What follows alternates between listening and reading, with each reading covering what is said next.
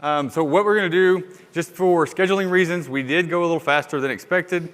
You know, with this large group, we kind of toned back the amount of detail and things that we were probably going to talk on because we expected a lot more questions. And I want to tell you that I do appreciate all the questions. It's good conversation. It's good for people, especially online, to hear.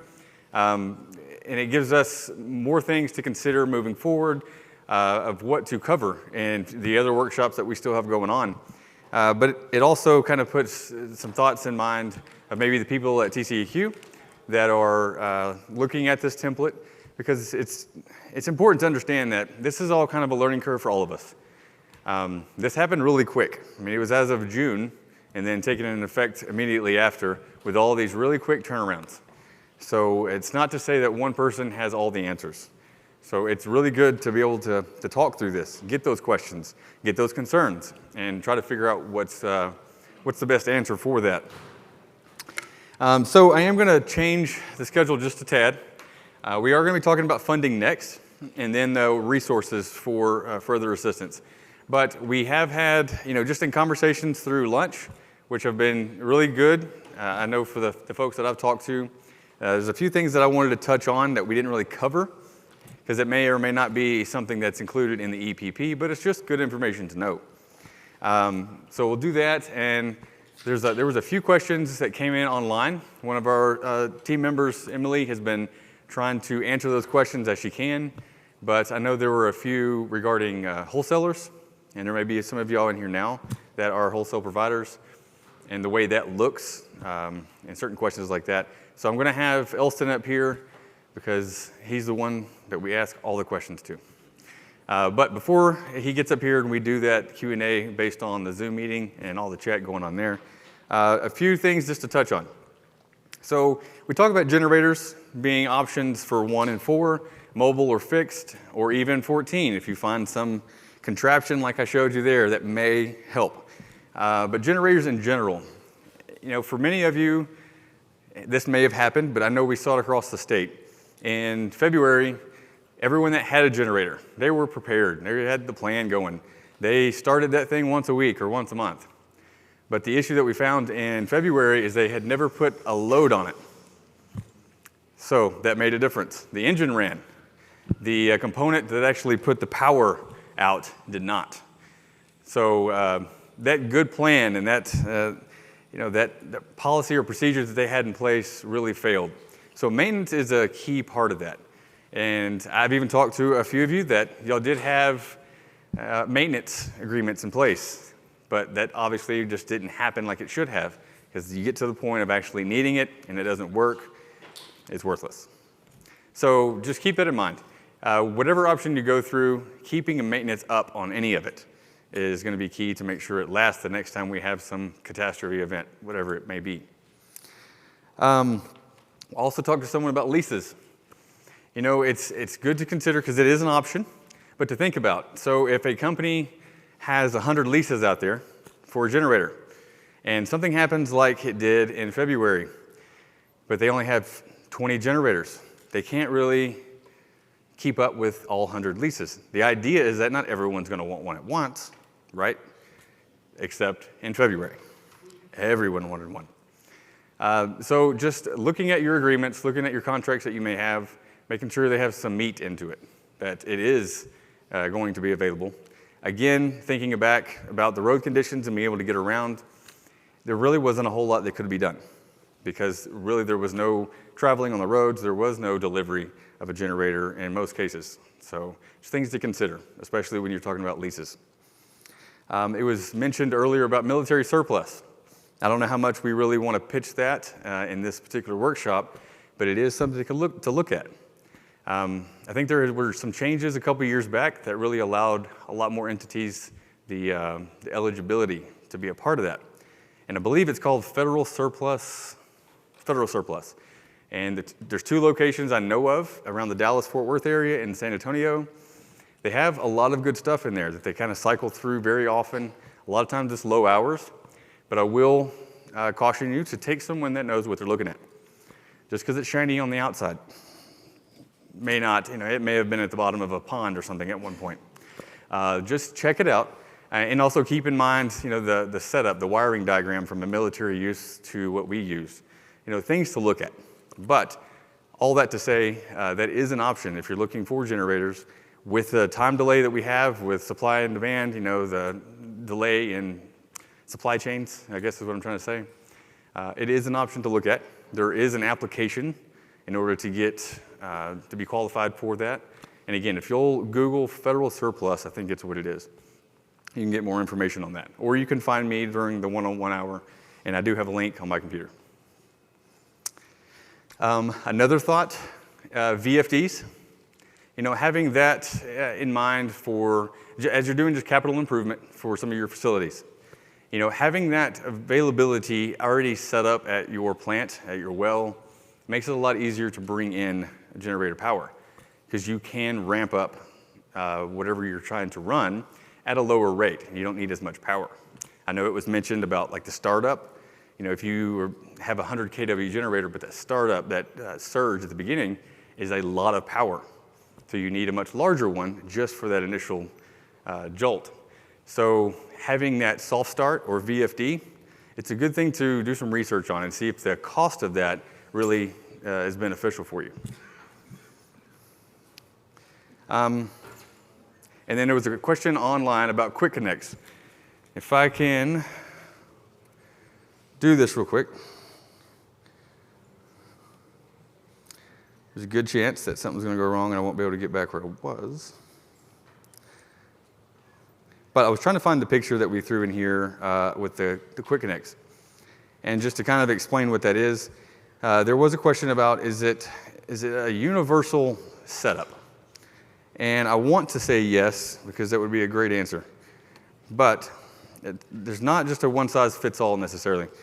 As you can see, there's various types. You can't see anything for some reason. Maybe it's coming up. There it is. All right. Sorry about that.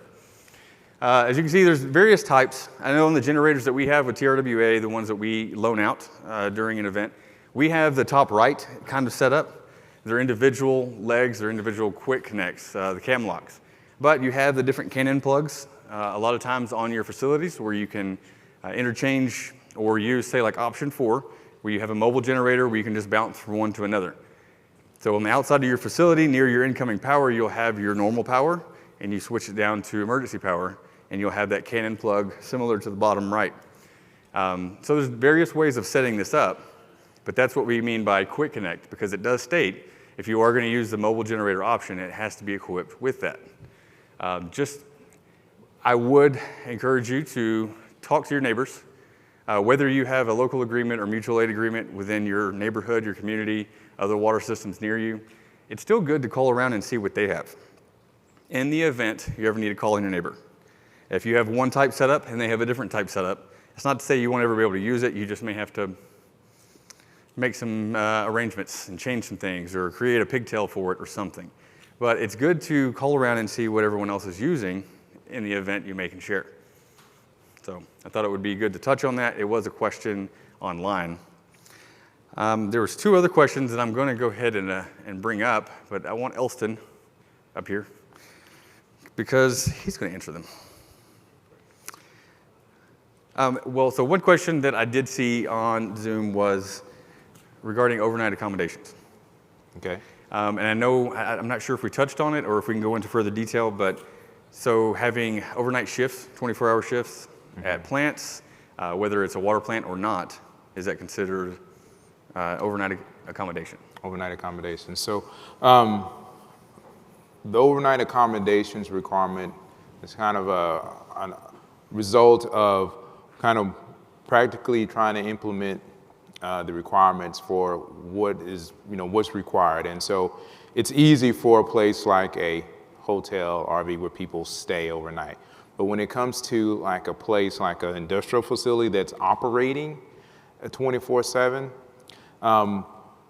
those have not fallen under the requirements only because people who don't work there, customers, don't stay there overnight, right? They have their employees that stay there. And of course, they will more than likely be online and operating.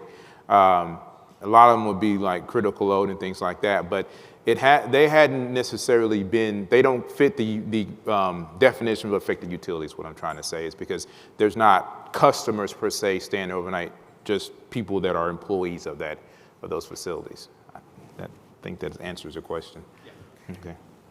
Yeah, I just wanted to make sure that we're clarifying since it was a question.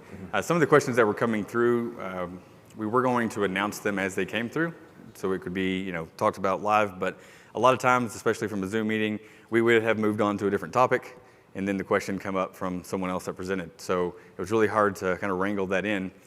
Before I ask you the next one though, Emily, if you will, if someone can get her a mic, will you find one or two of those questions that maybe we can dive into a little deeper?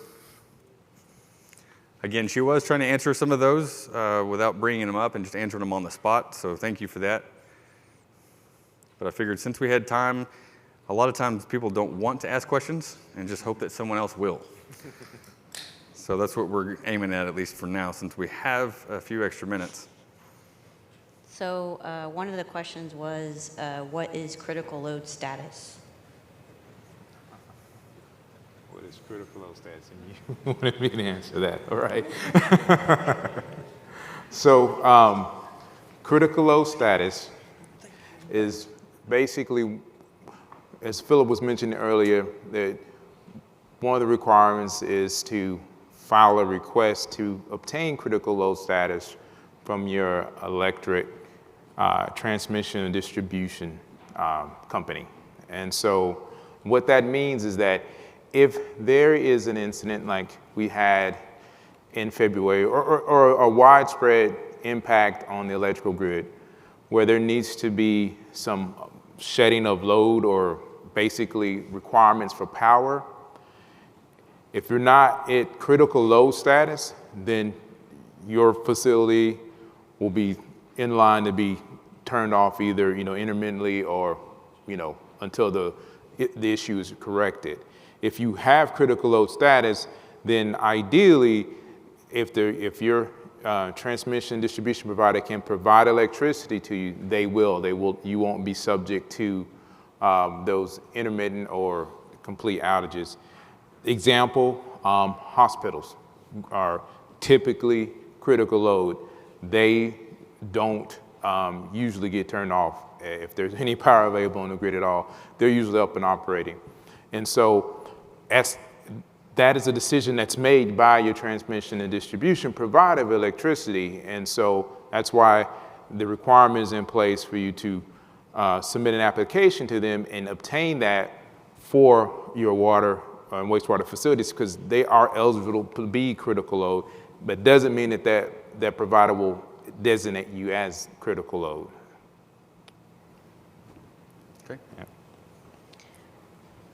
Would a wholesale So, supplier's welcome to EPP supersede their customer's EPP? Repeat that one more time. Would a wholesale supplier's EPP supersede their customer's EPP? Supersede, okay. So the whole wholesale and customer situation. So the EPP for a wholesale provider, it can work a couple of different ways.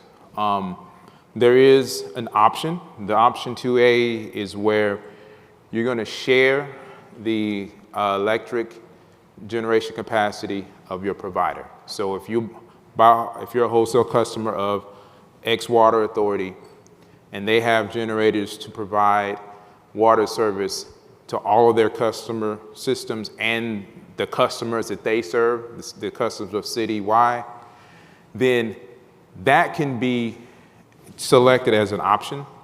And so, in other words, the wholesaler will provide that water service and that electrical service to the customers of their customer city. So in that instance, the wholesaler's EPP would be what's in effect. So that option that the city would select is that 2A, that we're gonna rely on our wholesaler to provide us electricity, therefore provide us water service, and that's what we're gonna do. And you have to document that either through a contract, a letter from the wholesale provider, You can also be included in that wholesale provider's emergency preparedness plan. They could list your system as a part of the systems that they serve and include your connection count and population in their EPP. All that would document that you are sharing that electrical capacity with that wholesaler. There is the other situation where the wholesaler cannot guarantee that they'll be able to provide service to their customer cities. So in that instance, you wouldn't be able to select option 2A. You would have to have an EPP that would implement another option so that you can provide electricity for water service to your customers. And so those are kind of the two scenarios for a wholesale retail provider situation. This slide's bugging me. Yes, sir. Distribution in the water plants. Has there been any talk about, like your business office or general office, having standby generators to operate them in time of an outage? We've received some EPPs where that's listed. It's not not specifically required, but if that's required to operate your system, that those facilities be powered, then yeah, you would definitely want to include them in your emergency preparedness plan, but they're not called out specifically. Oh. Does that answer? It does, thank you. Yeah, that was a concern that was brought up quite a few times, I know, during the ice storm, because a lot of the SCADA capabilities, answering the phones, trying to figure out where all the issues were coming from. Where's the water pouring out? Well, no one can call in because it's tied into something electrical at the office. So, I mean, it is something to keep in mind, but when we're trying to establish what's critical, just running the office itself is not necessarily the case. But as you said, but if it's important or a function of operating your system, then I would imagine that you would want to include it. But it is interesting how many people have had the issue and how many people have actually moved to using SCADA, just period, which is kind of encouraging that we're stepping up to that level of technology. But at some point, though, it's kind of hampering to us if we rely on it just to operate. Any other questions? This one right there. I got a question about this section on the template. Okay. Thank you. So it's asking to list treatment other than disinfection on here. Is that during normal operation? You would list all your other treatment chemicals for normal operation, or under emergency operations? Because there's things that you can get by without certain chemicals, and then some of them you absolutely need, right, even like, during emergency operations. Like polymer, if you're exactly. feeding element polymer, you don't need polymer necessarily. So. Yeah, the polyphosphates, things for iron, and right. Yes, those wouldn't be something that's going to be keeping you from providing healthy water or safe water. Right. But if you have any other chemical addition that, like arsenic treatment or something of that nature that would be, then that needs to be included. Is that correct? So only list the things that you would need under emergency operations. Right. Okay, and then also where it's asking for your service or transfer pumps within treatment, does that include like recycle pumps if you use recycle to mix with your raw water or something like that? I guess, I mean, if it's necessary for you to provide treatment, yeah. But if it's not, then... Like we wouldn't have to run our recycle pumps. But right, if you can provide water without doing that, then yeah. oh, okay. Because remember, this is emergency kind of operations, not your normal stuff. Okay, and that, just to clarify, that doesn't include, it's asking about pumps, it doesn't include your chemical pumps, chemical feed pumps? If your chemical feed pumps aren't necessary for providing, safe water. Oh, so you would have to include that. If you need, if you need okay. like to disinfect, basically, yeah, you need to include that. Okay, yeah, thank you. Mm-hmm. Hey, and I wanted to do a correction. Philip pointed out that it does show that actually they want it listed, whether you're using it or not, because you do have a checkbox to say, listed, is it used during emergency? No, or that's not? right. Great correction, yeah. So Absolutely. sorry about that. Thank you. Anything else? At least for now. Is there any others on the Zoom we need to address?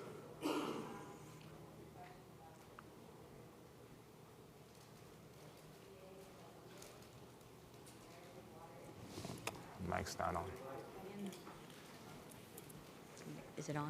Now it is. Yeah. Go ahead. Oh, it's on? Okay, sorry. Someone was asking about the EPA American Water Infrastructure Act Emergency Response Plan that was mentioned in the first half of the presentation. Yeah, so that's a different requirement, but it is a requirement. It's a federal requirement, not a state requirement. And so EPA required all community water systems that serve a population of 3,300 or greater to do a risk assessment, a risk and resilience assessment, and then an emergency response plan based on that risk and resilience assessments. And they list due dates based on population size. So currently, I guess the last group, their emergency response plans are due December 31st of this year. Their risk assessments, and I say that last group, it's anybody with a population less than 10,000, but more than, or 3,300 or more. So that if you serve more than 3,300 population, but less than 10,000, then your emergency response plan is due December 31st of this year. Your risk and resilience assessment was actually due in June of this year. Now, what EPA is, they're not wanting the plans, they want you to certify that you've conducted them.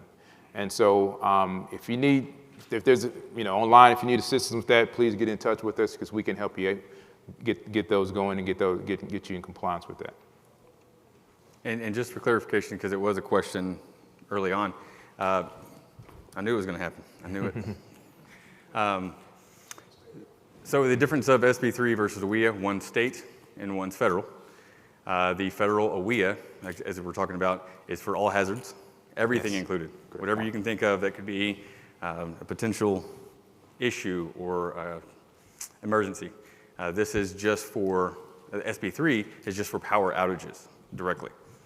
So one thing, ideally your EPP would actually be a part of your emergency response plan. It'd be a specific hazard that you're addressing. In this instance, it's a power outage.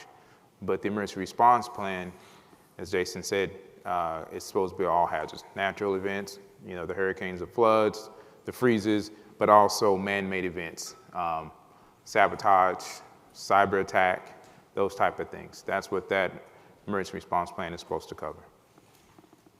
It just happens to be some overlap in all the due dates. Yeah. Any other questions for now? We still have plenty of time. I just wanted to kind of start the after lunch hour off with some of the questions that we had and some of the conversations that we had during lunch. All right. One last thing before I get on to this. I had these up here. If you're interested, we're hoping to answer a lot of your questions during these workshops and then during the hour and a half, 2 hours that we have for the one-on-one.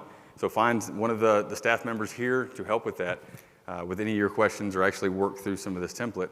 But if you do want on-site help, if you want us to come out to your facility, because some of this is the EPP information is gonna take you going out into the field, obviously finding out your generator size, tank capacity, how much fuel you can hold, your different diagrams and schematics, where you're gonna draw that, horsepower, pump size. There's gonna be a lot of that homework, depending on what option you do. So if you want help on site for that, you can come up here and talk to us, any of the FMT staff, and we can fill out a referral for us to come out and assist you with that. So wanted to point that out. And if no other questions, I will move on with the funding part of this. So I like to start this by saying that I am not a representative of any of the people or places or agencies I'm about to talk about. What I am trying to do, though, is make you aware of some different funding options that are out there. And some may be applicable to you and your type of entity, and some may not. But at least get you thinking about it, because with any legislation, any kind of mandate or requirement, there's always a question of how is it going to be funded. And I know that was brought up once already this morning. So as of now, there's no funding specifically for this. Now, there are some different pockets of money depending on which agency or program that you may be able to apply for, but nothing with the label or title of SB3 funding. So we can, as we walk through this, I do have contact information on the slides for the different agencies. If you want more information on their programs, look at that. I also included links at the bottom of all this, so even for the folks online They should be live links on the PowerPoint, and I believe I did email all of you here as well the electronic copies, so you can get on there and find those and follow them as well if you want more information about the programs. So starting this off, I'd like to talk about TWIC, Texas Water Infrastructure Coordination Committee.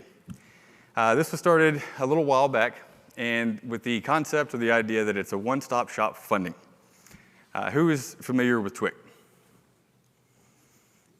We got to get it out there, I guess. It's like one hand for those that can't see that. So this is a group of financial agencies, regulatory agencies, and technical assistance groups. And the idea is that we bring on different topics or issues that we see around the state, but we also invite systems that are having some trouble, may need some funding, may need to figure out an issue they're dealing with, and we kind of let them tell their story, and they go around the table to see what agency may be able to provide the best assistance for them. This group is made up, as I said, of those 3 different categories, but there's a lot of different groups in that, with state, federal, and technical assistance. So as you can see, we have Water Development Board, Department of Agriculture, GLO, TCEQ is a part of it. When you go to the federal, it's USDA, FEMA, and EPA. And then our technical assistance groups like Texas Rural Water, COMMUNITIESUnlimited, and Texas Division of AWWA. There are others that come to the meetings and are kind of part of it, but these are the main ones that show up every other month. This is a meeting that is conducted bi-monthly, I guess you would say it that way, which we're having one actually this month, next week. So if you're not familiar with it, twic.org is the website. You can get more information on there, just some of the logos of the different members and groups. On the website, there is a funding resources guide. I'm not sure how current it is, but it's a good starting point either way. And I point this out because you can see that on the document, we start off, say, with this example, the Water Development Board, it talks about all of their funding programs, eligibility, the contact information, the different requirements for that, and you can kind of see which one may fit your need. And it has it for each of the different groups. You can also get on there and fill out an inquiry form, which is your basic contact information, and you describe your project. This gets sent in to a contact person on TWIC, and they make that evaluation, and they either invite you, or we can start sending information to you, not money to you, send information to you about the different programs that we may have available. So it's a good starting point if you don't know where to go.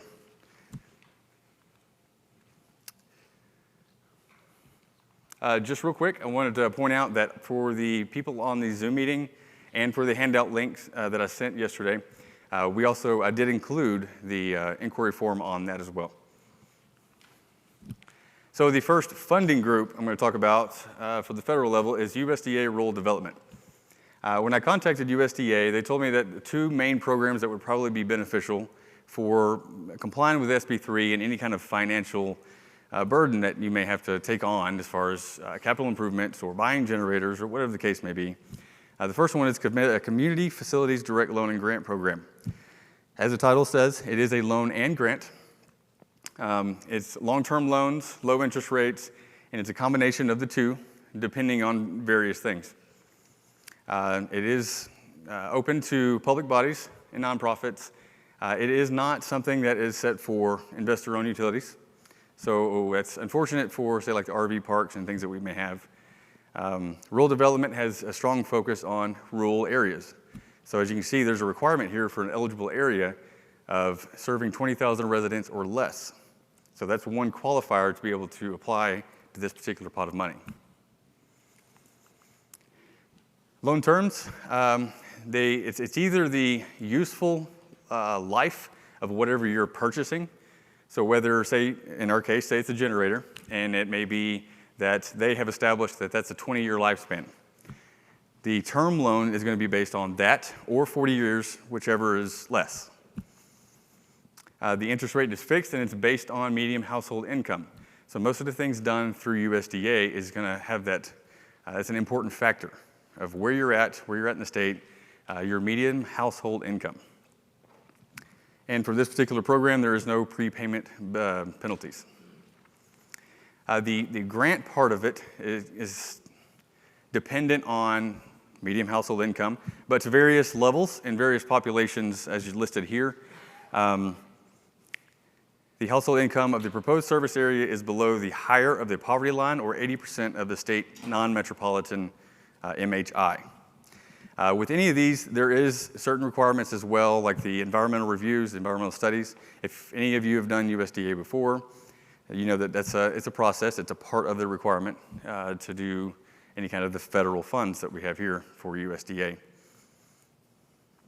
One other portion of this, and it's for this particular program too, is that it's for those that do not have or not able to obtain commercial credit on a reasonable term. Because the loan rates, the fixed rates, the interest rates given by USDA are very low. I mean, it's really hard to compete on a private side with the USDA. The same with Texas Water Development Board. So in order to meet that qualification, it's pretty easy when you're saying you're comparing this to your local bank.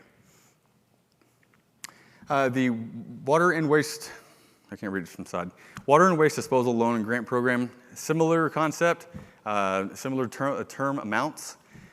One difference is between this one and the other one is that for this one, you can't just ask for a loan for, say, 3 generators. You have to build it into another project. With the facilities direct loan and grant, I believe you can ask for just what you need, say, to compliance with this. This one has a little bit different eligibility as far as requirement of population. It is for 10,000 or less.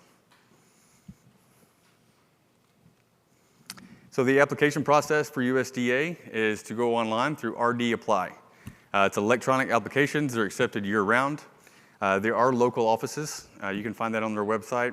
And I do have contact information for the local offices around the state, so you can get with me afterwards on that. And again, all of their information for the different programs and documentation is on the links provided there. Connie allowed me to put her name up here, even though this was going to be live and recorded, that if you have questions about this, call her. Again, I am just relaying the information. I am not the contact person. So on the state level, funding would be Texas Water Development Board, or at least one major source of funding, rather. They have various programs here as well. I just picked out a few. But again, the qualifications to fall into these programs are dependent on what the situation is. The main one I'm going to talk about for the Water Development Board is the SRF, State Revolving Fund. So we have Drinking Water State Revolving Fund and Clean Water. They call it clean water because it sounds better than wastewater, but it's wastewater. At least that's my interpretation of this. Each year, the board puts out an IUP, intended use plan, of what the funds are supposed to be intended for, and you can find that information on their website. It does include the ranking of the projects for people that have submitted the applications. They are also listed on there. So the way that it works with the board is that you can apply any time through the year, but they stop the applications March 31st, I believe, and I apologize if I misspeak, but then they use that to rank, and that's what they put into the intended use plan. So what's interesting, though, as far as SB3 and how it could comply with this, or relate to this, rather, is there is language in both of the SRFs that for fiscal year 2022, there is a grant amount of $3 million that they can give for emergency planning. So if you're a large entity and you could use a little bit of funding to go through the process of trying to figure out how are you going to comply with emergency preparedness, there is up to $75,000 grant for that. There's only a limited amount of money they have available, so it kind of divides out, as you can see the math there, to roughly 40 systems. Now, you can apply for this grant money just by itself, but just know that you're not really going to fall in high rankings of being able to get this money compared to someone that is also dealing with compliance issues or they need some infrastructure and applying for this. So the way the terms for the SRF is that it is a 30-year repayment term. Partial principal forgiveness is the term used for grant for the board, and it is available on certain projects and communities. For this last fiscal year of 2021, they had up to $150 million in available for grant money. For the SRF with $30 million available for grant. So you can see there's only a portion of grant money even available to give out. So it's depending on a lot of different factors and what your application actually says. The principle of forgiveness is broken down into these different segments here. I'm not going to read all through this, but luckily you have full page slides where you can see it.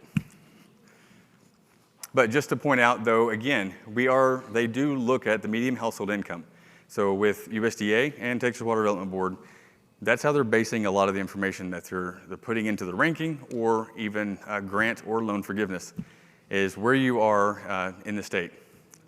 One thing I will point out is that there is an additional socioeconomic survey you can do. So if you're looking at the census data, and right now our most current data is 2010, I think, and you're using that information, but you don't think that that's necessarily accurate just for the system or the community that you serve. Maybe you're a small pocket in a much larger area, and you don't really agree with the census. There is a survey that can be done, and it requires you going around house to house, knocking on doors, and asking people how much they make. So good luck. But you can do that, and it may be of a benefit to you to get a better ranking for that. So there is that option.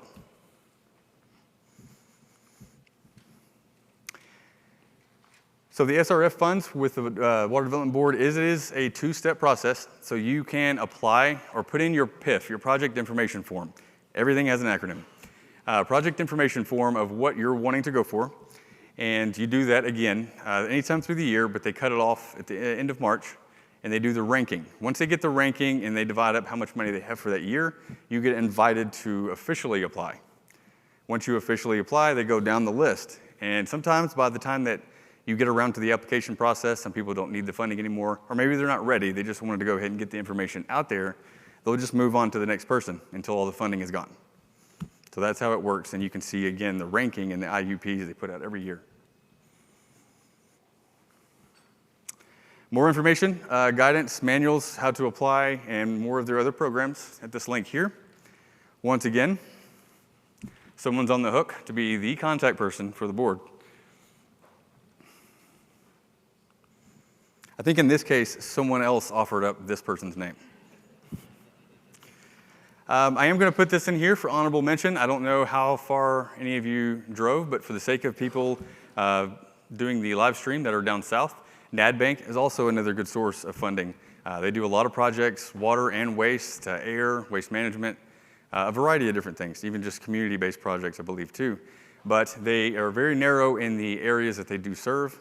I believe they go 60 miles, roughly, north and south of the Texas-Mexico border. So if you fall within that area, then you would be more than likely eligible for funding through NADBank.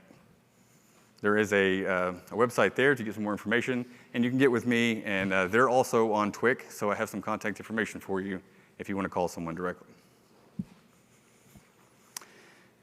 So talking about funding, and then especially with all that's going on after Uri, it does kind of bring up disaster and mitigation, because mitigation is the planning portion of this. So I'm going to touch on a few of these other entities that have funding available. I do want to point out, though, as you can see at the bottom, I didn't want to leave out Water Development Board and USDA because they also have emergency funding, too. I just didn't really get into that because I just wanted to give some basic overview of the standard programs they have you may be able to apply for.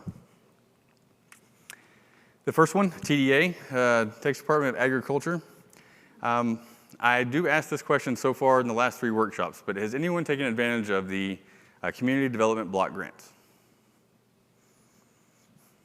Either no one really has except 2, or I'm not keeping your attention very well, one or the other. So this is a really good program. It is a small pocket of money. They are funded by HUD, so the Housing and Urban Development. So it's funded from a federal level and through TDA.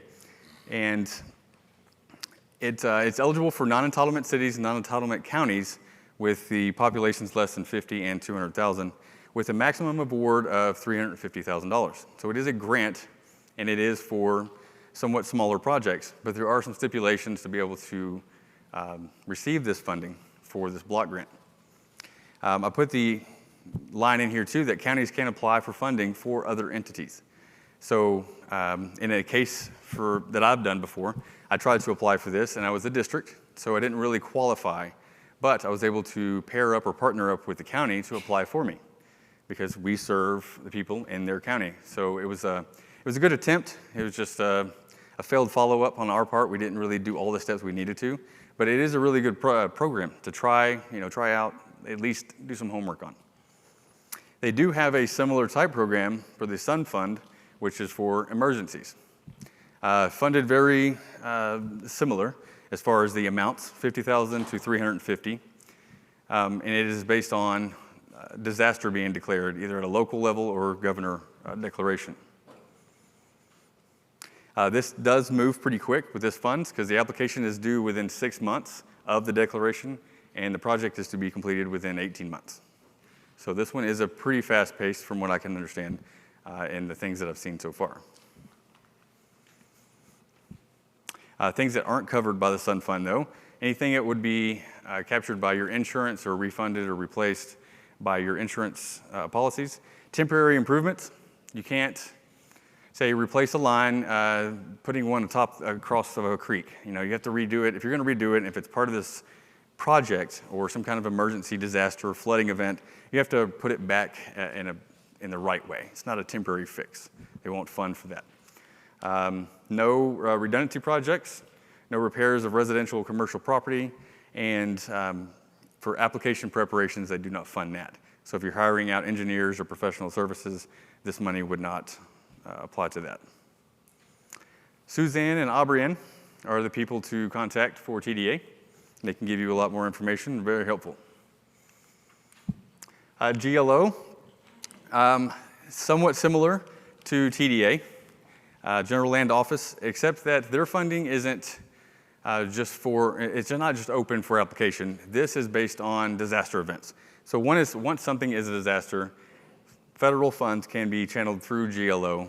And as you can see here, some of our last major events that we've had over the last 10 years or so, they've had a lot of money put into their program for that, and a lot of mitigation funds for that too. I have a general contact information there. From what I've seen so far on GLO, there's nothing in there that, even though there was a declared disaster for Uri, I didn't see any funding through GLO at this point. Talking about federal disasters and declarations, FEMA. The way FEMA works, to the best of my knowledge, is that they step in once a disaster is declared a disaster, and it is based on a threshold. And it's dependent on the population for the state. So for Texas, it's $37 million. Once we've had that much damage, then we can declare this a federal disaster. The last I checked, Uri was more around a $40 million damage. So there was a declaration for that. The way FEMA does their projects, so once there's a declaration, they kind of break it into two categories. Up to 120,000 is considered a small project, and they can use general estimates for things that maybe they're replacing. But if you have a large project over 120, that's where we get into kind of the nitty-gritty of having to have all your receipts, your mileage, your timesheets, all the detailed information if you're going to go for FEMA funding at that point. They do have a hazard mitigation program as well. You can find that on FEMA's website. You can also, here it is, you can find it on this EPA site too, where they have side-by-side comparisons of federal funds. But there are grant programs out there from FEMA and from state organizations too for mitigation. We do definitely want to put the time and effort and financial resources into planning ahead, not necessarily always waiting for something to happen and then look for money. So there are grants out there for that. In most cases, what happens is when FEMA steps in and there is a federal declaration, they tend to work with the state. So in our case, they work with TDEM, Texas Division of Emergency Management. So a lot of the times the funding from FEMA is still, they're responsible for it, but it's then administered through TDEM. So if you've ever dealt with disaster events, I know I have once or twice, And I know that the representatives, I had one from FEMA and from TDM come out to look at what happened, look at the project, do their assessments. So they definitely work close hand in hand.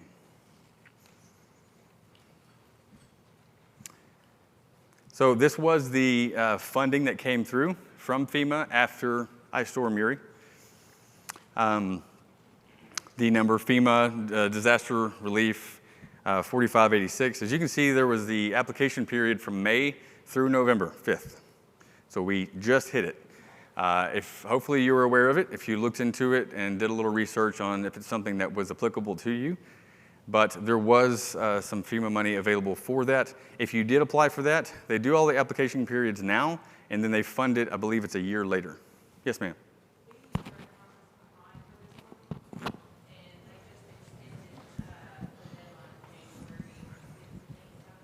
Okay, good. So, good deal. So she said they were in the process of applying for this and found out that they did extend this to January 15th. So I will update this for the next group, along with my other dates from earlier. But thank you. That's good to know.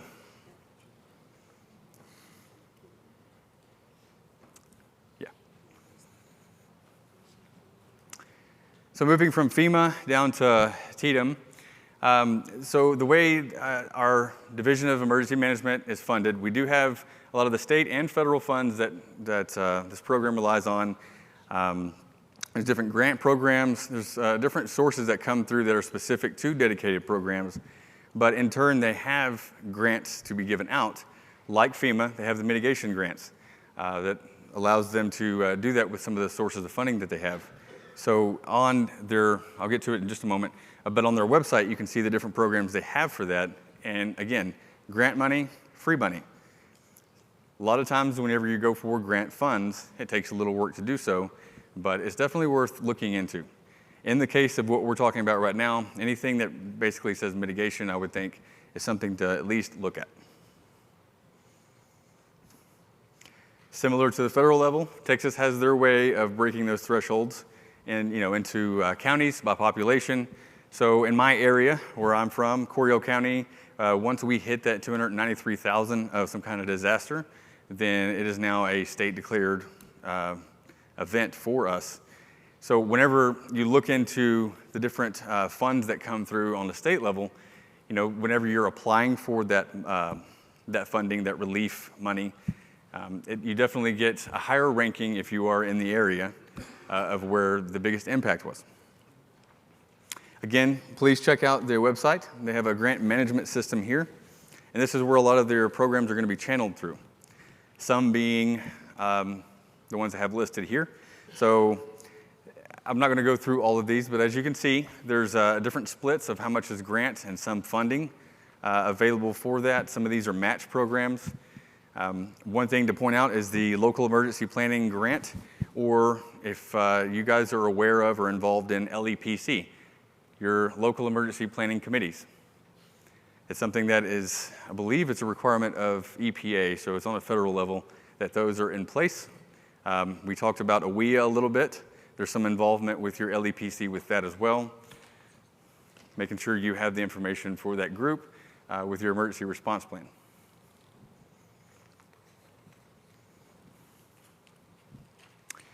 One other piece of funding that kind of ties in with TDM is because, once again, they do administer a lot of the funds that come down from a federal level.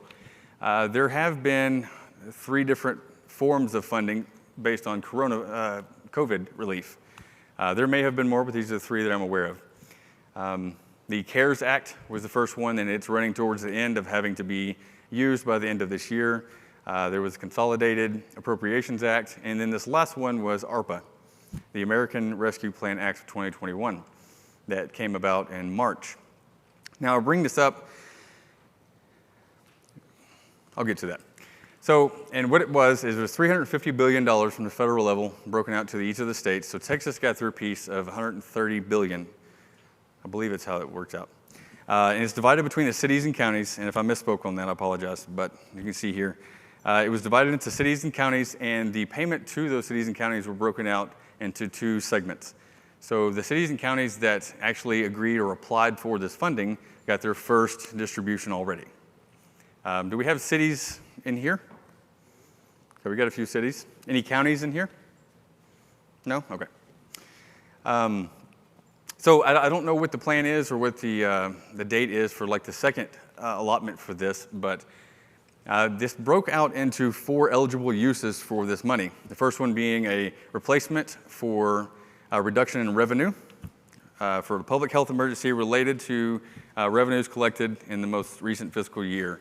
The second one was COVID-19 expenditures or negative impacts on the economy there. The third one was premium pay for essential workers, because essential workers, it was kind of a hot topic during COVID.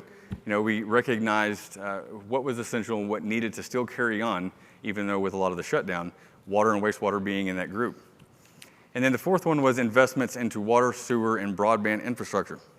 So I bring this up as far as funding and making you all aware that it may be something that if you don't have a good relationship with your county, I encourage you to do that no matter what. Not just for this purpose, but period. During any event, you do want to be in contact with your county first. Mutual aid is good, definitely utilize that, but your county officials are the go-to.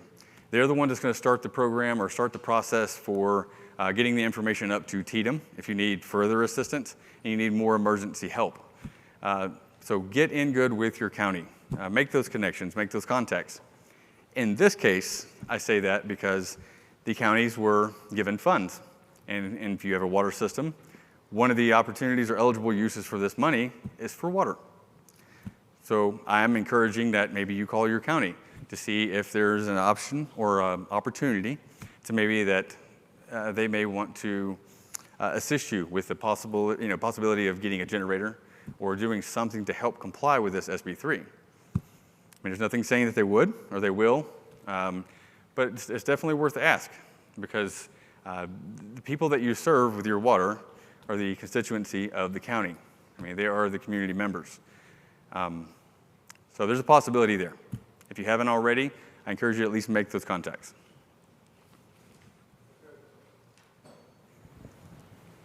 Just saying, so you're saying that we can use the COVID relief funds for the generators would be considered infrastructure? I'm not going to say definitively yes to any of that because I'm not administering that. But it does say it's for investment in water infrastructure. And for the case of making sure water is still going and flowing, I would think that would be a qualifying expense for that. Because one of the things on that, if you do it wrong, you got to pay the money back to the Treasury Department. Yeah, there are stipulations. You better make sure what you're doing with that. Right. I know the counties that I've spoken to so far are definitely being very cautious about how they're spending the money, period. I'm just wanting to make sure that people are aware that one of the uses are for water. Now, what the requirement is to what degree, I can't tell you that, but it does plainly say it is for water and wastewater. So it would just be an opportunity to at least make the question or ask the question.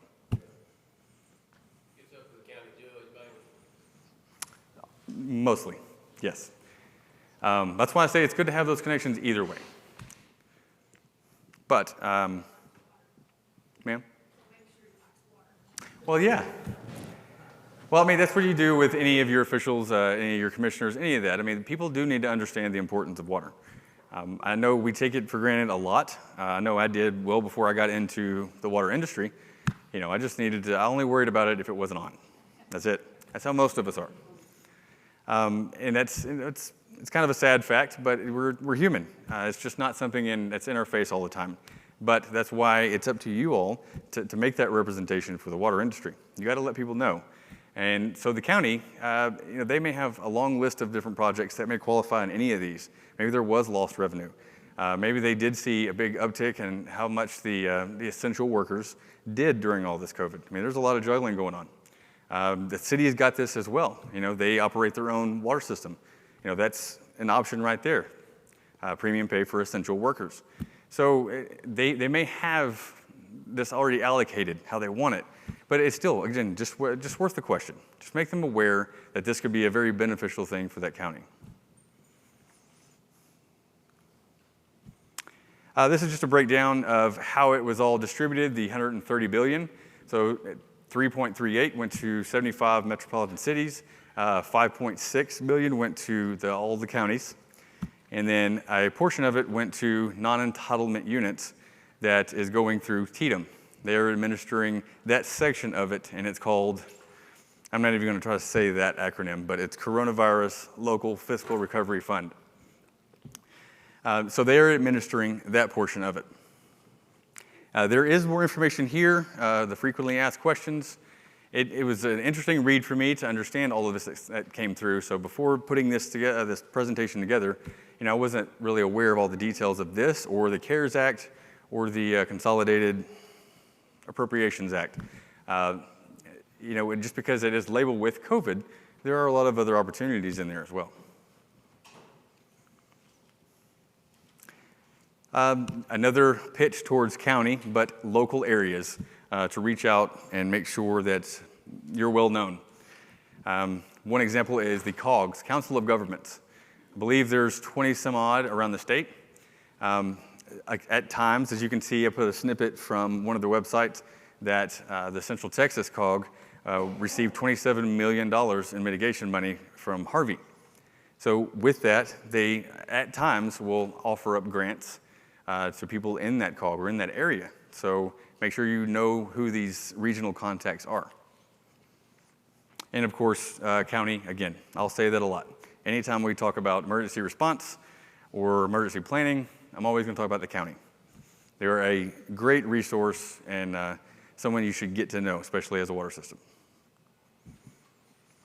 Additional funding sources, I'm going to touch on a few of these, and I do want to say, though, prior to this that, I did mention USDA, Texas Water Development Board.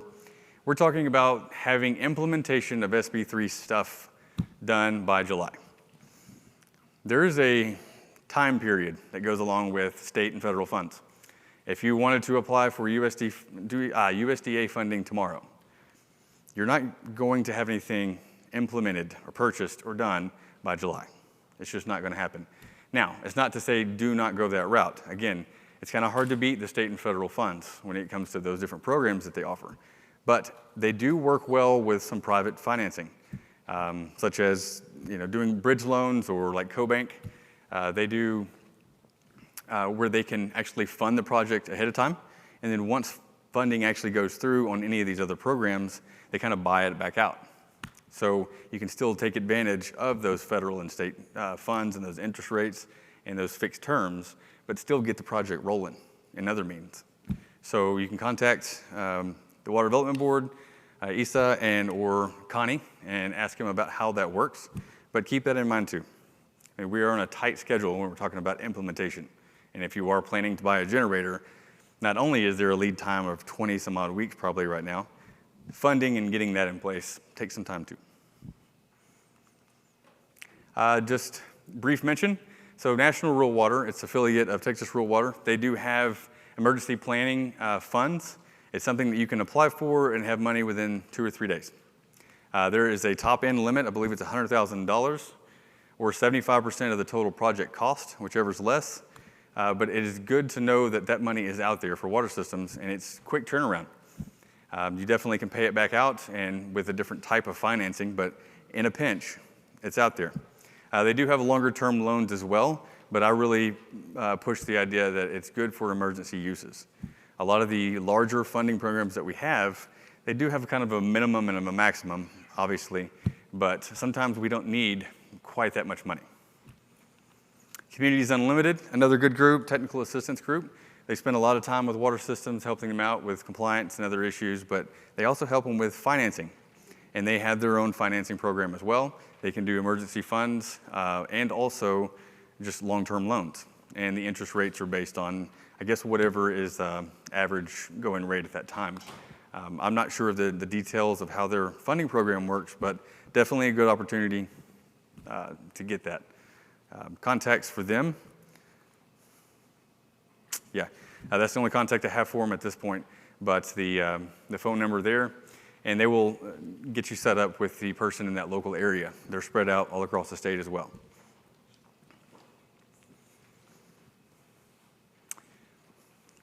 I covered money really quick. Any questions? Let me just go back and do it all over again.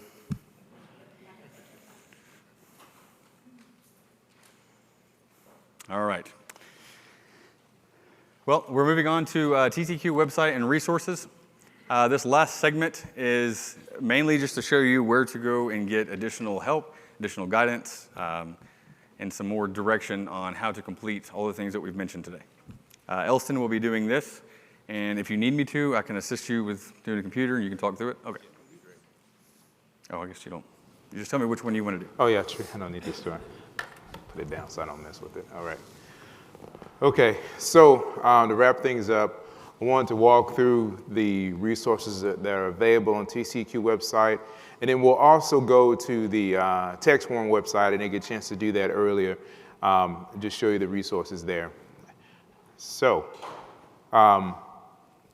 basically when Senate Bill 3 was passed, TCEQ started developing information, modifying things from the Harrison-Fort Bend County program, and knowing that we needed to come up with resources because of the time frame was very short. And so the website, Emergency Preparedness Plans, was there, it was kind of enhanced a little bit. And so you really, all you have to do is just Google TCEQ EPP, and then it'll take you, the first thing to come up will be this website, yeah. Is it showing for the folks, you know? Not showing yet for folks on the web. It'll be there in a minute, but it lists out all the different things that we've covered today. There is a copy of the template itself that you have a copy of, but there you can download an electronic copy of it. And so you'll have it, and you can, if you want to fill it out electronically, it'll be available for you there. It has a template for both the this program as well as a program for Harrison-Fort Bend County. It also provides additional information. It just kind of reiterates the applicability requirements and what type of facilities are applicable, that it's applicable to. Step right here so I can see it. Yeah. And then also listed on there is information about assistance. There's the FMT email address as well as a link to the web page so you can get folks like us to come out to your facility and help you complete these templates if you need it. And as I mentioned, it goes through who's affected, just as a reminder. And then it does go back through how does EPP get approved and what the deadlines are. And it just reiterates all this information that we covered today. It does talk about the extension that I mentioned earlier. And again, just I think that's something to keep in mind, is that you do get a 90-day extension for either the implementation or the submission. As long as you submit that in writing and you get a response from TCEQ in writing that extension has been granted, then it's good to go. But there's the email address listed where you can submit that extension. You can submit a letter if you'd like, but I would suggest doing the email. Also, the waiver requirements are listed there. And so you have in your packets and online the regulatory guidance that describes documentation requirements for the waiver process, but it's also available here as well. And also that can be submitted electronically using the email address. And I didn't mention this earlier. The email address there, PDW, I should know it, but I don't, pdwepp@tceq.texas.gov. That is just a general email box that you can ask questions also. That email is being monitored by staff every day, and it's a place to get some quick questions answered. And the turnaround time, they get back with you usually in a couple of days, if not sooner. But that's just a way, if you have questions as you're working through the process of developing your EPP, or if you're working through your waiver process, send an email to that, if you have questions, to the email box, and you'll get an answer. And then what's also there is the information on, you can flip the Harris and Fort Bend programs. Not that it applies to anybody here, but just know that it's there. That has some more background and history that we covered earlier. That program is still in effect. Many systems that are located in Harris or Fort Bend County or serve water into Harris or Fort Bend County, they have to follow those requirements, which are different than Senate Bill 3. And then after your EPP is approved, it walks you through, again, who else needs it? Because TCEQ will have their copy, and then they'll send you out a copy of it with the approval letter. But then also a reminder that PUC needs it, your local emergency management, county judge, and Texas Division of Emergency Management. They also need your EPP once it has been approved. So then I think we talked about this earlier about, if I need to change it or make revisions. Right now, the only time that you would need to revise your emergency preparedness plan is if you're going to change your option. So for instance, you selected an option of having a portable generator, as an example. And then you decided it made more sense to put in a permanently installed generator. So you made that change. You would need to resubmit your emergency preparedness plan for it to be evaluated for that change. Also, another time that you would need to revise it is if there's any major change in your water system, either in the source or your production, anything like that, possibility of changes in treatment, you would want to submit an update, or you need to submit an update of that EPP. If there's changes in contact information, that's not necessarily a requirement, but you can do that, but it's not a requirement. Mainly it has to do with your alternative power option and any major changes to the way your water system operates, additional sources and treatment. And what else is that? And then there's additional information there for, as I mentioned, the questions, that email address, as well as there is a web form. So if you can go online and it says EPP web form, open it up, it's just a Microsoft form, and you can fill out your contact information and the question that you have, and then it'll be logged in, and then it'll be answered by a TCEQ representative. And then additional information on technical assistance. Go ahead. I just wanted to make a suggestion on thinking about, having version control over what's submitted.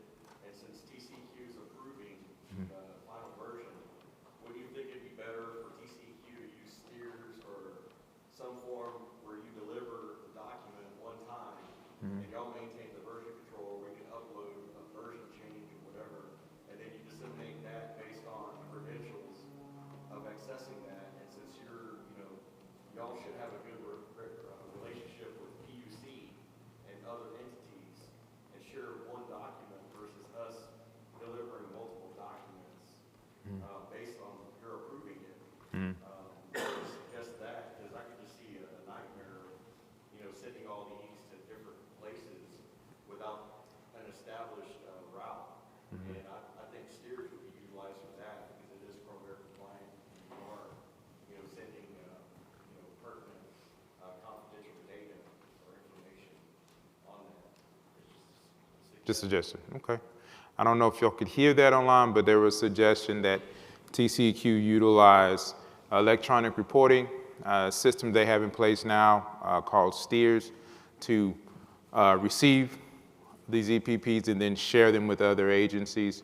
Not sure how that could work. That would have to be something that would be discussed at TCEQ, because I'm not sure if the infrastructure is in place to share with outside of the agency. But yeah, that's something that now it's recorded, so we'll see what happens. Huh? I think they might also require changing the law. Oh, changing the law, okay. The current law requires the current submittal process. That's a good point. Great point. This is an act by the legislature who made these requirements, but it's something to be considered if the next time they have a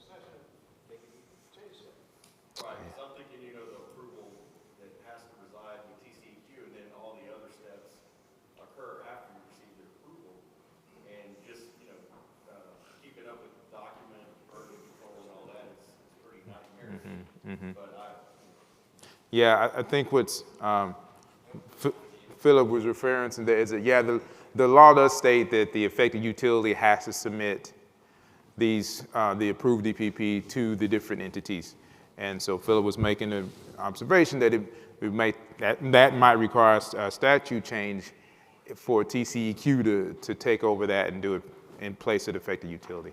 So we'll see how that goes. Yeah, exactly. Stay tuned. All right. So that's basically what's on the TCEQ's resource page. Now we're going to switch gears and walk through the filing process for the Public Utility Commission. We're going to let Mr. Knobloch do that since he's an expert at it. And just for case, even though, again, the date's passed November 1st, but if you haven't done it, please do it. That is something that is required in statute, so you want to make sure you get that done. So.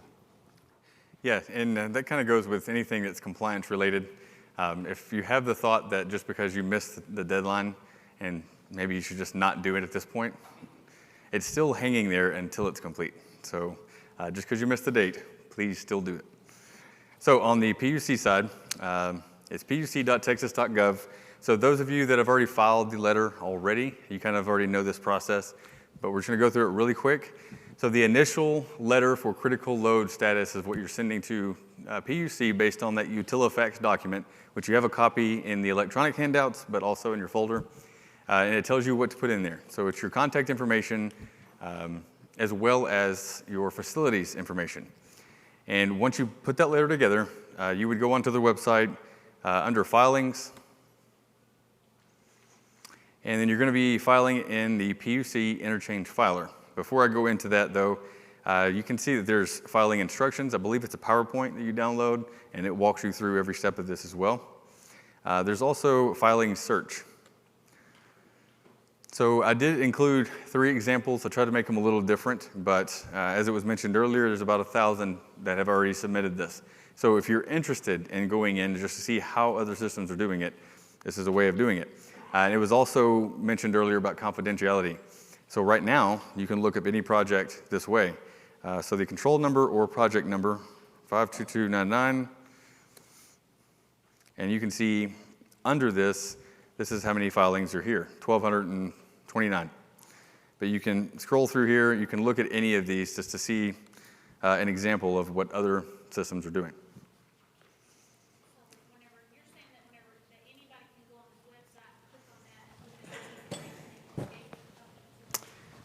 On this. That's why at this point, the initial filing just for critical load status of saying your contact information and then just basics of your facilities. So, for example, I mean, you have some in there, but just for the sake of people on the Zoom meeting and just looking at all this together.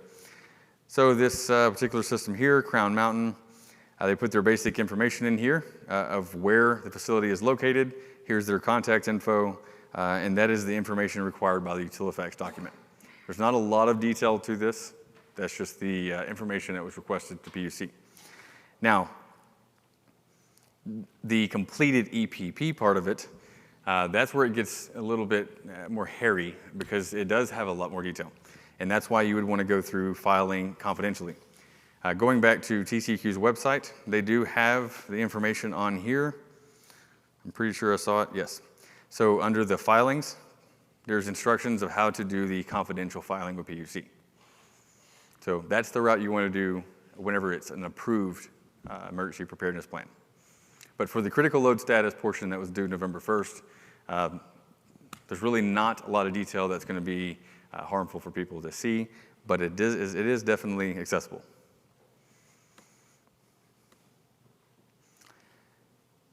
Whenever you do that, if you haven't done it yet, so PUC interchange filer, it's a fairly easy process.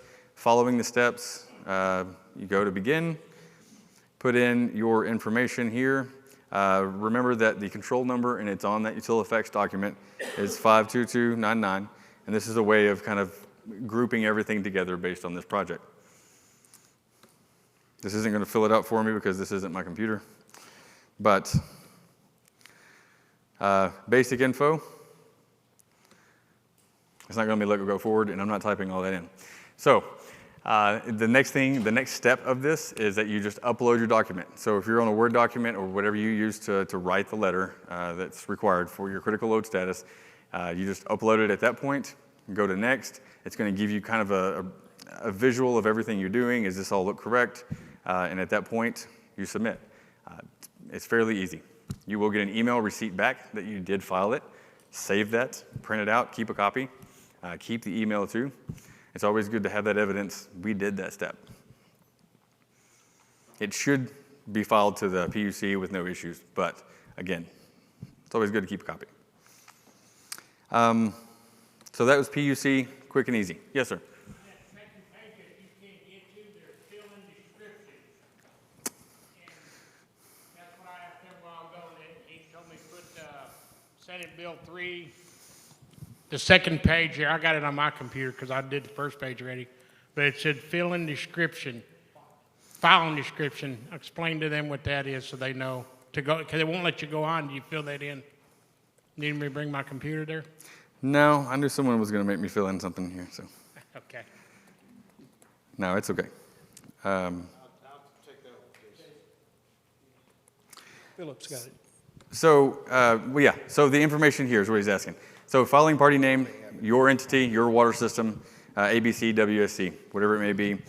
Filing type, we are going to go project, because again, we're using the project number 52299. And filing description, you can go back and look at what was filed, and you can tell that there's no set standard of how people are describing this. You can say project 52299, SB3, critical load status, just some brief description of what you're actually submitting. There's no set standard, though. Just try to keep it relevant to what you're doing.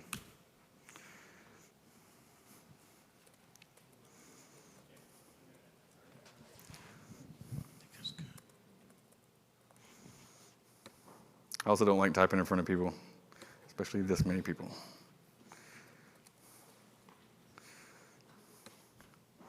All right. This is the step. You would add your files, the letter that you've created, add that, next. It gives you, like I said, a quick review. Are you sure? Is this all right? Hit the button. You're done. That's that part. And it's going to be a similar process for filing confidentially, but there are other steps to take. And again, refer back to TCEQ's website, and it has that link for that, for the instructions. So the general content of the letter Should include, can I steal yours? That Utilifax. I should just know this at this point, but I don't.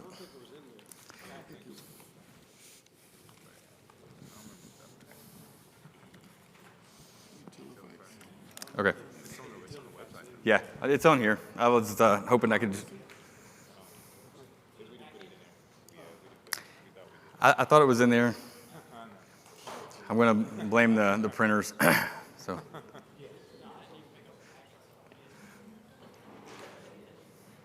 No, I probably forgot to send that over to get that printed for this, but. Okay. It's all at my fingertips, and I'm making this harder than it really is. Yes, it's on the website. I do think you can access it from TCEQ's website as well for this. But Utilifax, on this document, it gives you the basic information of what you need to include in your letter. What information must be filed? That's like the third question in. And you must file a letter identifying the name of your water or sewer utility. Sewer? That's Yeah, what it says. for this, yes. Sewer. For this, okay. And make sure I want to clarify that. Okay. Please also include the names of any affiliates, assumed names, if any. In addition, include a list of all the public water system and sewer systems owned by utility for which you are filing information. So, identify the location and provide a written general description of your water and sewer facilities that you are requesting critical load. Again, if you have 15 wells and you don't need all 15 to be considered critical load, don't include all 15. There is the argument that why not have them all under critical load in case one goes down? Yes, but that really does make it a little bit more difficult to get that application approved as far as with your TDU. I'm pretty sure Philip mentioned it earlier. Whenever you're going through the application process or for the TDUs that actually have the application already, they do want to ask you the questions, do you have a generator?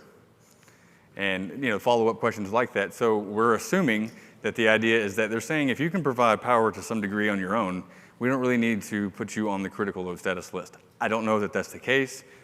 We're just kind of assuming at that point. But it really doesn't need to be a critical load status for every component or every facility if it's not critical for operations during this emergency. So being out of power for 24 hours or more. Just keep that in mind.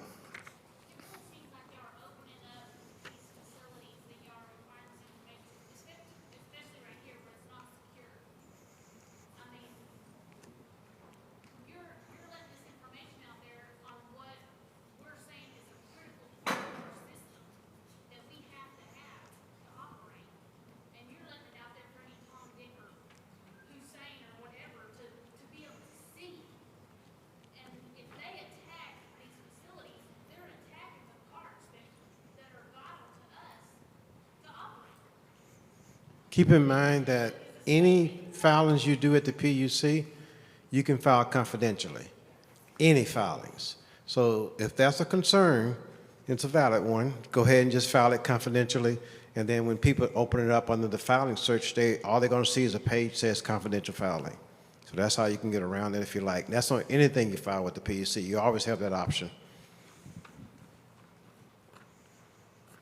And to be honest, there's a lot of information that's actually out there that is public information already too.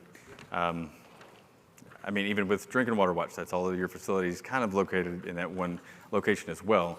But it is a legit concern of kind of identifying what is critical for your system. Unfortunately, that's just the process that we have at this point.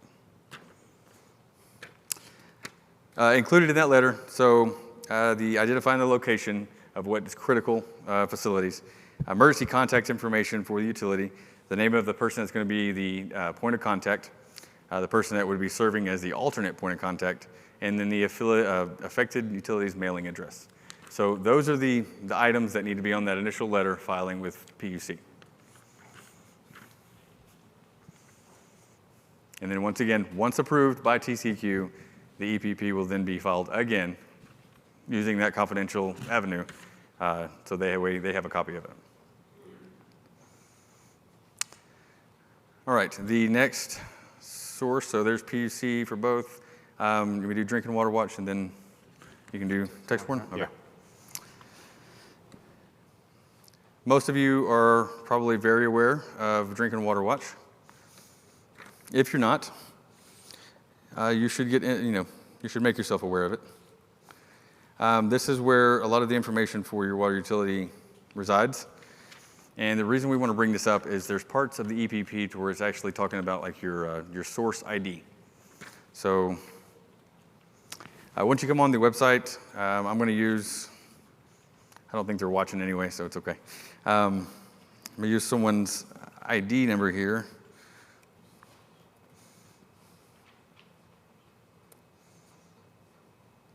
Apparently I'm not.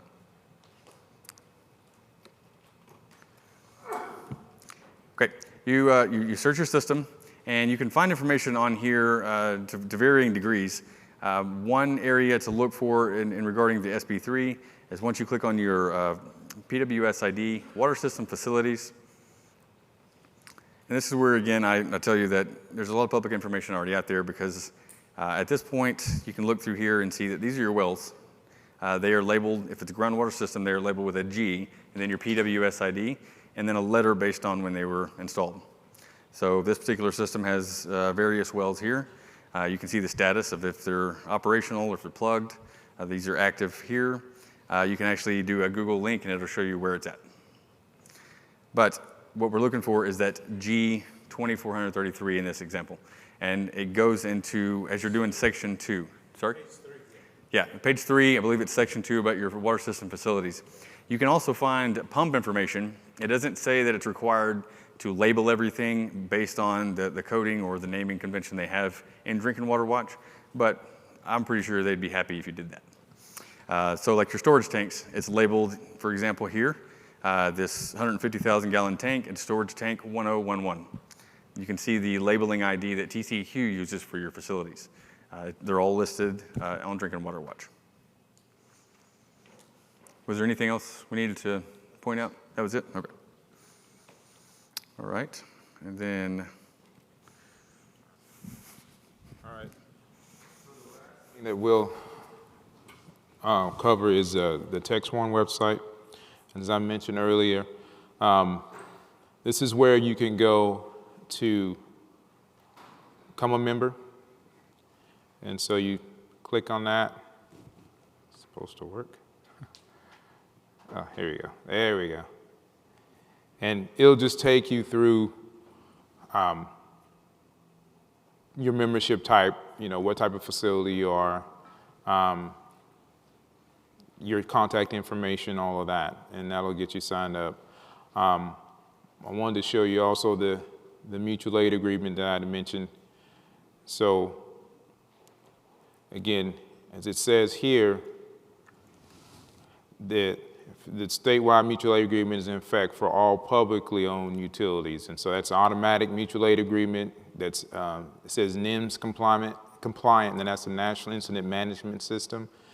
And it's basically FEMA's framework on how to manage incidents on a large scale for all the different types of sectors. And so if you're a publicly owned entity, city, county, state, district, you're already covered. And so you just submit that information about your system to Text One, and and tell them what you're going to volunteer as a resource, and then you're signed up. But if you're a privately owned system, then you'll have to go through and download and evaluate and review the mutual aid agreement that's for privately held systems. And it goes through, and it has, I want to show you because it has all the parts that we talked about that need to be in place for a mutual aid agreement to meet the requirements of FEMA and NIMS. And so you go through, review that, and then at the very end you can sign it. Yeah, sign it down here. Once you do that, then you're good to go, and again, volunteer whatever resource that you want, and then you would be a member of Text One. The other thing I wanted to show you are some of the resources that are available. There's the information here on a lot of what Jason went through for the federal funds that are available for national disaster. Fed funds, there's a website EPA put together, that's listed here. Information on the statewide mutual aid agreement, and then the all hazards consequent management document for the water sector that I mentioned earlier. And I'll show you that there's those pages that could be a little helpful for you when you are putting together your EPP. Yeah, is this it? Yeah. So you see it's just a series of questions, things that you can check off, and then I'm getting lost in this thing. There was some very specific to loss of power. That's what I was looking for. All right, so loss of power, and it walks you through what the preparedness actions you can take. Talks about ensuring critical equipment, as an example, can be operated under alternate power, calculating the demands for it, making sure that you have alternative power for your communications, radios, establishing a liaison with your electric utility service provider. That should be done anyway. Also talking about your generator, critical needs for that. So it's just a good document to help you walk through preparing for your emergency preparedness plan, but in general, for all hazards, for responding to and recovering from any kind of incident. And there's other information here. There's a cybersecurity tool that's free. It's a free assessment you can do. There's some really good incident action checklists that EPA has on their website. And they have one specific to power. And then also information on ICS and NIMS training, Incident Command System and National Incident Management System training, on basically how to structure your organization to respond to a disaster, and how it's done, with how you can interact with other types of jurisdictions like fire, EMS, when they are helping you with the response. And that's what ICS&Ms is. And it's a free training put on by FEMA. It's all virtual. So a lot of good information is listed here.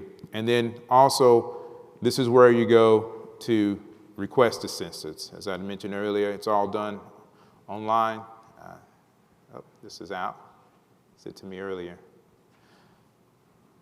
Well, there's a form that's supposed to come up, and then you can fill it out. That's just something to do with the web settings here. But this is a TextOne website. These are the resources that are available here. And then also, last thing, there are also trainings, a video library of past training so that you can go through and you can look at some of the things that have been done, sponsored with TextOne. There was a video on Hurricane Harvey, planning and recovery, cybersecurity. So there's a lot of information here that can be helpful and useful for you in responding to incidents. All right, and that is all we were going to cover today. Are there any questions about anything we talked about today? Yes, sir.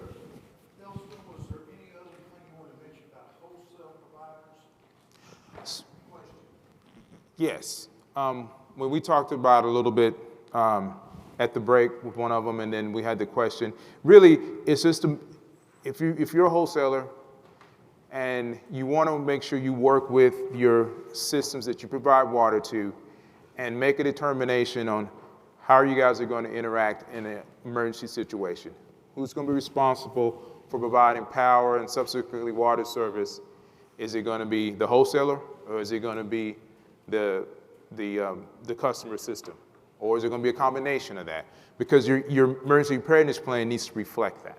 And so there are options in there for interconnections. There are options to rely completely on your wholesaler.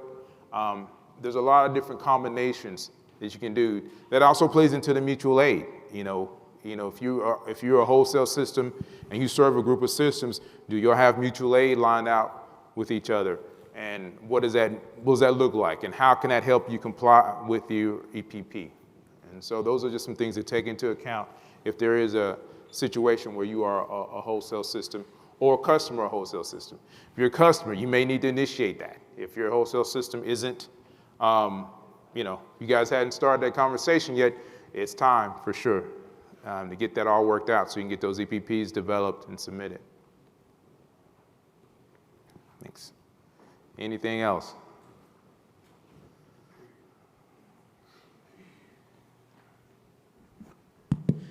Regarding the options for each system, for example, one of the systems that we operate, we have 11 different pumping facilities, booster stations.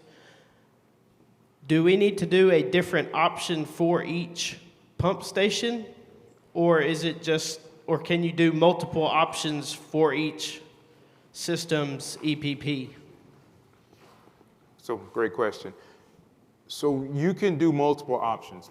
To answer that right off the bat, absolutely. You can utilize as many options as you need to be able to maintain that 20 PSI when you have a power loss situation. That's the goal.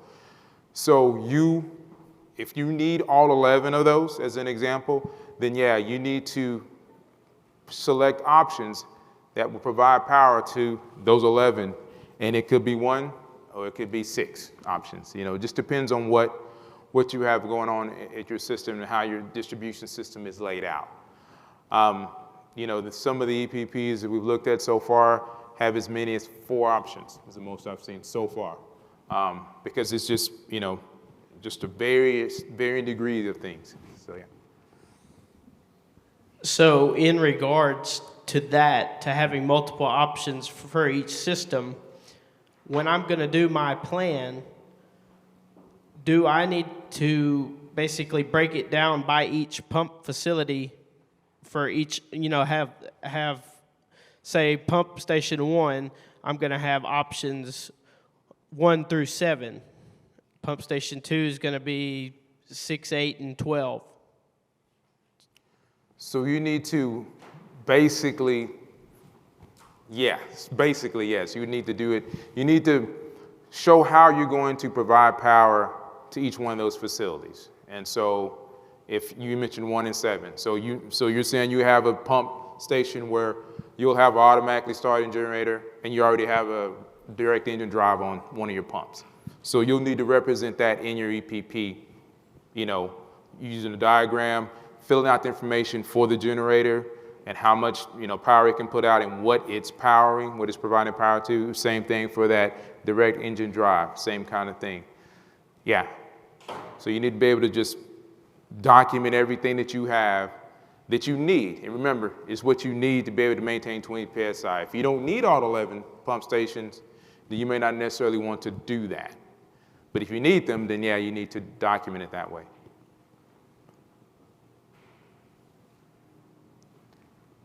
What else? All right. Well, we definitely appreciate your attention today. So we're going to move into the portion where we'll be here to work with y'all one-on-one. If you want to start working on UPP, we can also help you with the PUC filing if you need assistance with that. Any other announcements before we break? Just one other, so for just to make an announcement on the CEUs, especially for those doing the virtual event, I did send out a link for you to fill out the Google form and you just attest to which sessions that you actually sat through and submit that to us and we will submit those hours for you. Maybe we can put that link in the chat real quick before we close it out so it's a little easier and accessible. But it was sent in the email to you yesterday. For those of you here, as long as you checked in and we marked your name off, I will submit that and I'll take care of that on our end. As Elson said, we're going to be here till 5 o'clock. If you want to chase down one of the FMT staff, everyone that's FMT staff, we all raise your hand so they know who to tackle. All right. Well, you can find one of us in here, and we're definitely here for questions and to assist with whatever we can. Okay? If there's no other questions right now, thank you very much.